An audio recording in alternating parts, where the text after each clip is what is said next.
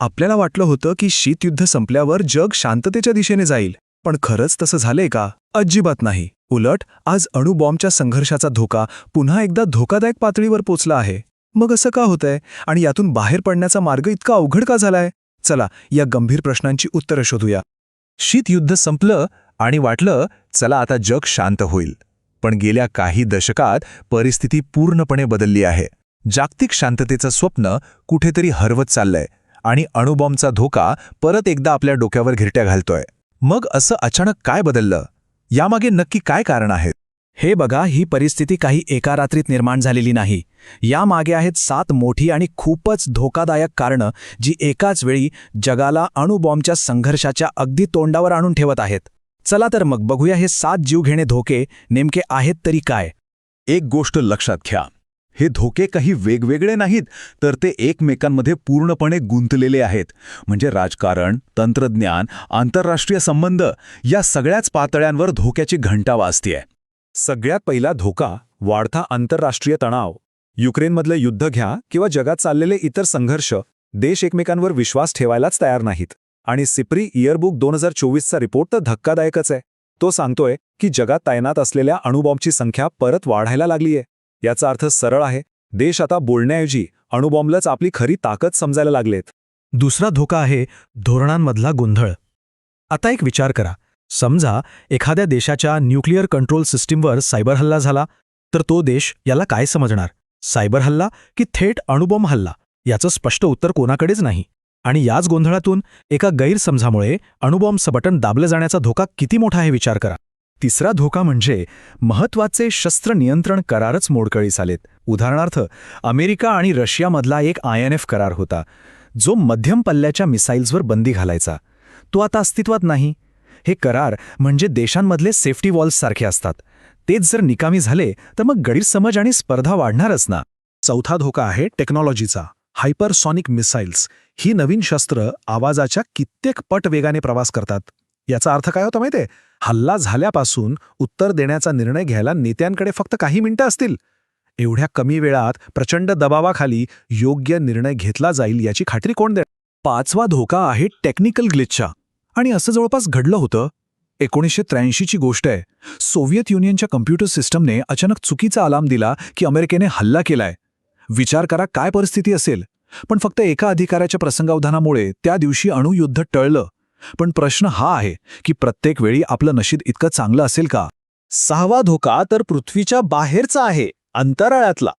एक काळ होता जेव्हा अंतराळ शांततेचं प्रतीक होतं, पण आता ते एक नवीन युद्धभूमी बनतंय. अमेरिकेची स्पेस फोर्स हे याचंच एक उदाहरण आहे. देश एकमेकांचे सॅटेलाइट्स म्हणजे उपग्रह नष्ट करण्याची क्षमता मिळवत आहेत.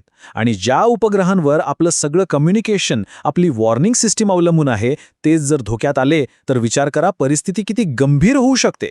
आणि सातवा, कदाचित सगळ्यात अनिश्चित धोका, तो म्हणजे आर्टिफिशियल इंटेलिजन्स म्हणजे AI. AI माणसापेक्षा हजारो पटीने वेगाने लष्करी निर्णय घेऊ शकतं. पण समजा AIने चुकीचा अंदाज लावला तर, किंवा शत्रूच्या एखाद्या हालचालीचा चुकीचा अर्थ काढला तर, आपण युद्धाचे निर्णय माणसाच्या हातातून काढून एका मशीनच्या, एका अल्गोरिथमच्या हातात देतोय. त्याचे परिणाम काय होतील हे आज कोणालाच माहीत नाही. तर हे आहेत ते 7 धोके. आता प्रश्न येतो की यावर काही उपाय आहे का? हो, उपाय एकच आहे, निःशस्त्रीकरण. म्हणजे हे अणुबॉम्ब कायमचे नष्ट करून टाकणे. पण हे बोलायला जितकं सोपं आहे तितकं करायला नाही. मग हे इतकं अवघड का आहे? चला या मार्गातले अडथळे पण बघूया. सगळ्यात आधी निःशस्त्रीकरण म्हणजे नक्की काय? अगदी सोप्या भाषेत सांगायचं तर जगातल्या सगळ्या देशांनी एकत्र येऊन किंवा स्वतःहूनच आपल्याकडचे अणुबॉम्ब कमी करत करत शून्यावर आणायचे. अंतिम ध्येय एकच, अणुबॉम्बमुक्त जग. पण हा मार्ग खूपच खडतर आहे. कारण एकीकडे निःशस्त्रीकरण परिषदसारखे मंच आहेत, पण तिथे ठोस काहीच ठरत नाही. दुसरीकडे अणुप्रसारबंदी करारासारखे NPT करार आहेत, पण त्यात अणुबॉम्ब कधीपर्यंत नष्ट करायचे याची कोणतीही डेडलाईनच नाही. त्यात भर म्हणजे उत्तर कोरियासारखे देश करारातूनच बाहेर पडतात आणि भारत, पाकिस्तान, इस्रायलसारखे देश तर या चौकटीच्या पहिल्यापासूनच बाहेर आहेत. त्यामुळे ही सगळी प्रक्रिया खूपच गुंतागुंतीची होऊन बसली आहे. आता या सगळ्या जागतिक गोंधळात भारताची भूमिका काय आहे हे इंटरेस्टिंग आहे. कारण एकीकडे भारताकडे अणुबॉम्ब आहेत, पण दुसरीकडे भारत नेहमीच जागतिक निःशस्त्रीकरणाचा मोठा समर्थक राहिला आहे. हा विरोधाभास वाटू शकतो, पण यामागे भारताची एक स्पष्ट आणि तत्वनिष्ठ भूमिका आहे. चला तीच समजून घेऊया.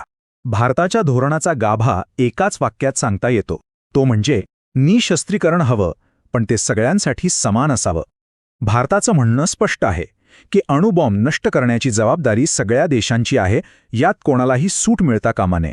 हे निशस्त्रीकरण भेदभाव करणारं नसावं आणि त्याची व्यवस्थित तपासणीही झाली पाहिजे.